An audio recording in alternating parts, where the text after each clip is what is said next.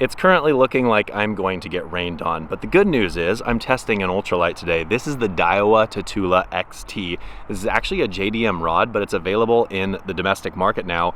$100, solid price point for a really, really cool rod. I've played around with it just a little bit, but today we are going to catch fish on it, talk about the features, all that stuff. You know, I've done a lot of ultralight videos by now, and this one I am very excited about because for $100, I think this is a really unique, really cool rod. Let's get into it. Oh, I have pumpkin on my arm still. I carved a pumpkin with my son a little bit ago. So if you're wondering what that orange goo is, it's totally pumpkin goop. I'm hopeful there's some crappie out here. I would like to do some like little offshore crappie fishing. I haven't really caught very many crappie out here this year. I know they exist, I just don't know if they're around. We'll see.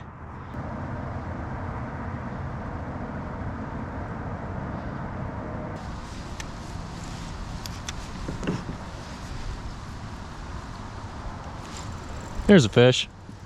I think it's a little perch maybe, a little bass. Yeah, a little perch. He was up there underneath that little tree. Man, that was a really, really, really light bite, and that's where the sensitivity came in.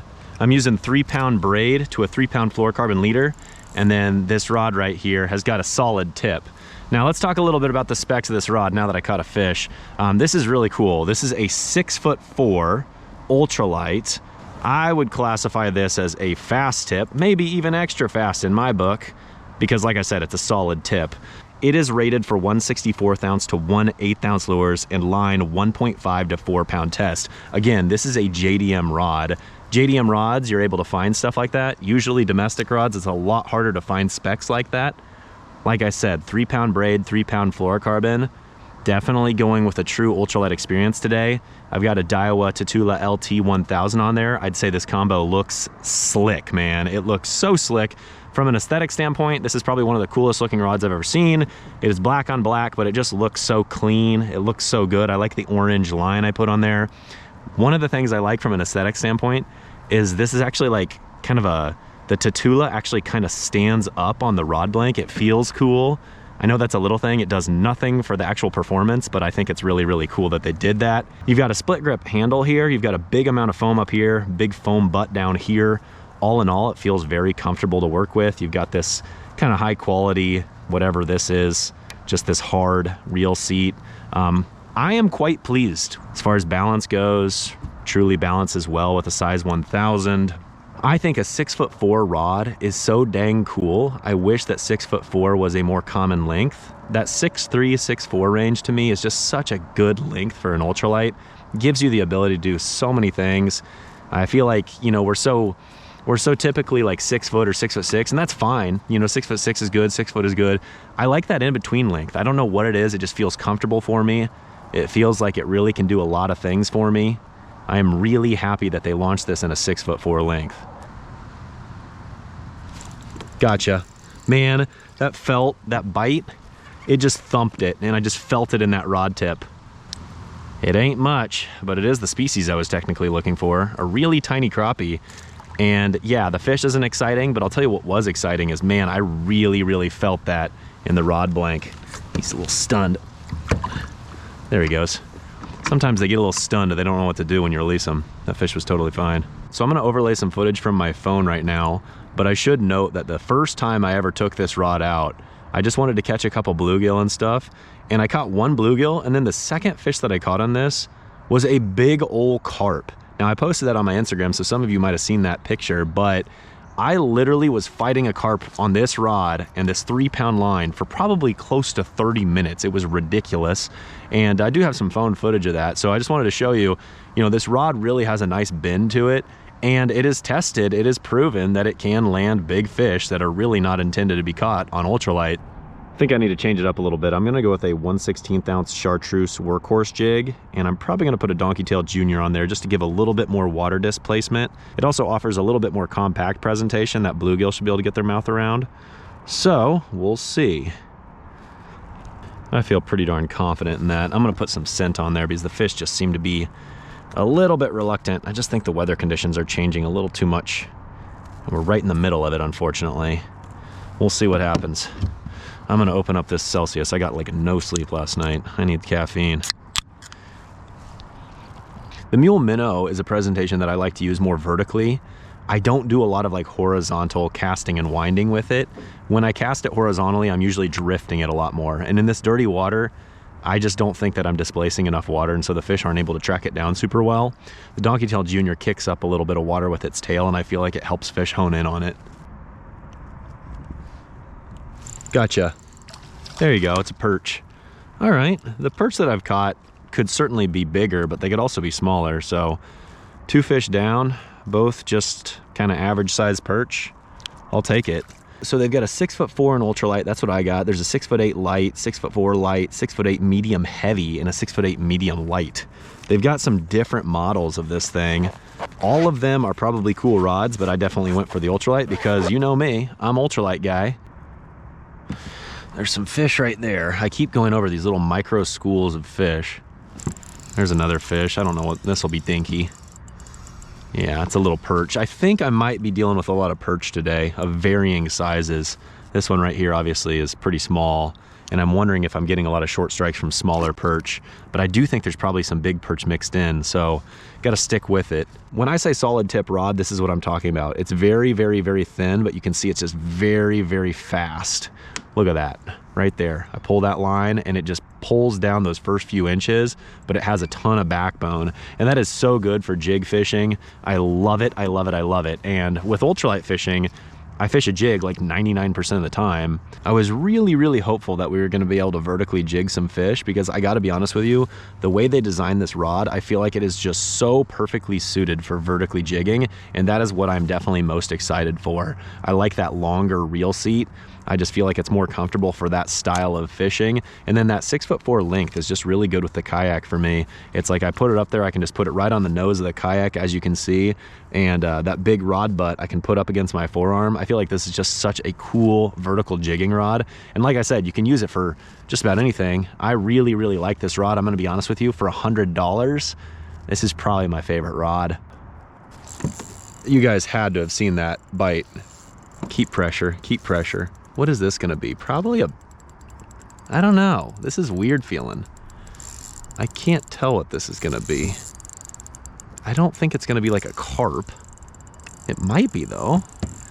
I feel, it doesn't feel strong enough to be a big carp, but maybe it is. Oh, I hope I can land this fish, whatever it is. It's got some weird fighting to it. I definitely might be able to tighten my drag just a hair, but I need to be careful. It is 3-pound line. What is this? Oh, you know what? It might be a small drum. Is that a small drum? It is. It's a small drum. How about that? Okay. I was gonna say it wasn't fighting like a carp. I felt like if it was a carp, it would have really pulled harder. It's not a very big drum, but it's a drum. And I don't know that I've caught a drum all year, so I'll take that. There you go, folks. Not bad. Quality fish for an ultralight. I'm glad we were able to test it on something, you know, a little bit bigger. I guess I should take a photo of that because that's kind of cool. The old bonus drum. Call me drummer boy. Man, I hooked him really good. Right in the nose, exactly how you want to hook him. And then I just let that drag do the work on that light line. There you go, folks. See you later. Bye-bye now. Oh, here we go. Oh, come on, you're fine. I think that cooling water gets him a little, there you go, he's totally fine. Sometimes they get a little bit stunned and they're not really sure what to think. He's totally good. All right, good stuff. Well, how about that? I tell you what, it feels good to catch something with a little bit of size to it. And I'm gonna be honest with you, I don't really care what I catch today. I mostly just wanna show off this rod because as I've been talking about, I think it's really cool. I think for $100, it's one of the best finds that I've found in a while. Probably my favorite ultralight rod for $100 as it stands today. Definitely a unique rod. That's what I like about it, is it's different than a lot of the other rods I've felt out there. I think it looks good, it feels good, it performs good. I've now caught 2 sizable fish on it, no issues at all. Fast tip, you know, it's got that solid tip, and you guys know I like that. I liked the Dobbins a lot. It's broken. I have not sent it in.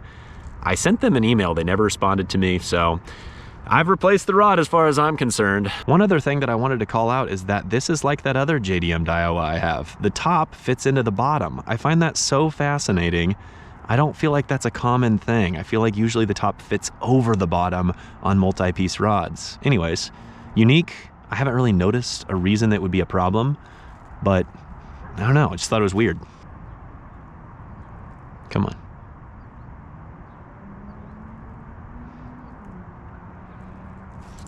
Did you see that? Did you see how that fish thumped it? Is that a big bass?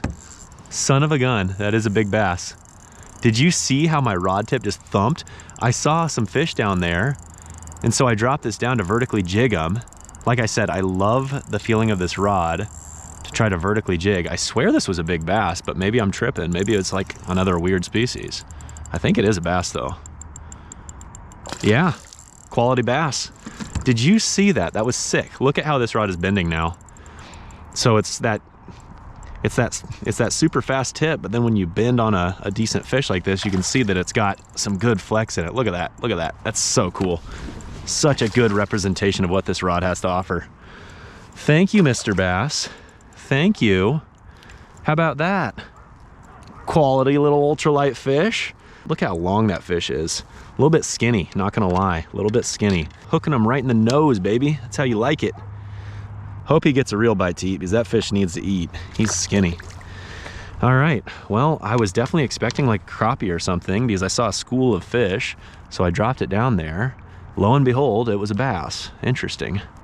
Okay, I've got a question of the day for you guys, and I would love you guys to comment below. I wasn't expecting this fish to bite right now, but I would love for you guys to comment below.